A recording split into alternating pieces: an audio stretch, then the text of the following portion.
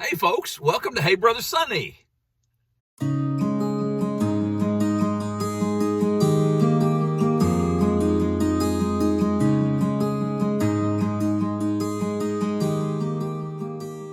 got a tough one for you today.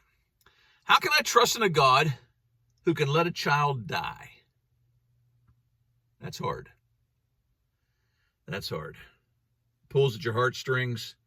It makes you get a lump in your throat, We've all seen it. And it causes us to it tests our faith, doesn't it? It really causes us to question, why would God allow a child to die? I want to offer you two considerations with regards to this really, really tough question. The first is not intended to be so blunt that it takes away from the tragedy of the moment, the hurt and the pain. But it is something I think that we need to think about, because I think in the midst of the swirling emotions, we don't often go here. The first consideration is simply this. What other choice do you have?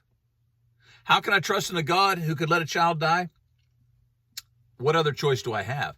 Even if God were a tyrant, even if God were a horrible, torturous, divine being, He's still the only God we got. And it would behoove us, to use an old King James language, it would behoove us to submit to that God, would it not? And yet He's not a tyrant.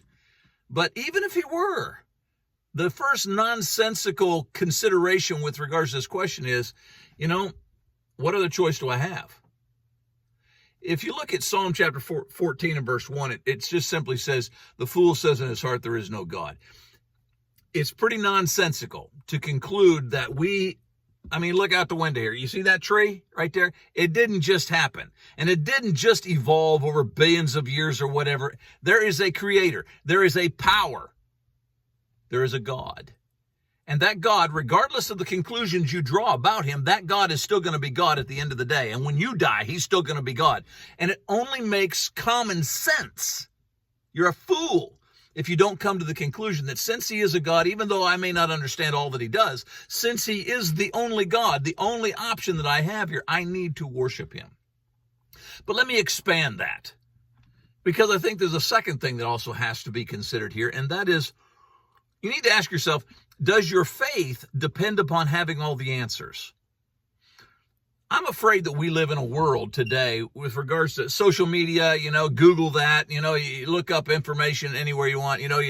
Just the other day I had to change a belt on my lawnmower, so I Googled it and it showed me how to make that happen. And, it's just like we're so full of ourselves, we think we can solve anything. We got Google now, and we got all these other databases and things that we can go to and that collect information, etc. But really and truly, if you think about it, faith should be something that we arrive at, not because we have all of the answers, but because we have a relationship with the one who has proven Himself to always have the answers. I think that Hebrews chapter 11, verses 1 and then verse 3 ties in here pretty good. It says, now faith is the assurance of things that are hoped for, the conviction of things that are not seen. Verse 3. He gives an illustration. By faith, we understand that the universe was created by the word of God, so that what is seen was not made out of things that are visible. So basically he's saying, you believe in the universe. I suspect most of you watching this believe that God made that universe, but you have no idea how He made the universe. And so you are trusting in a God to do, to be, to keep together a context, our universe, that you don't even know how it happens, but yet you trust Him by faith. Faith means that you don't always have to have all the answers. Let me wrap this up by saying this. It's a really pointed question, but I think that it'll help you put it all together. Could you trust a God who would let His child die for your child? Could you trust that God? He did. So what's the answer to our question? Well, I think simply from a common sense standpoint, we got to remember that we don't have any other choice. How do I trust a God who would allow a child to die? I'm not trying to be heartless, but do you have any other options?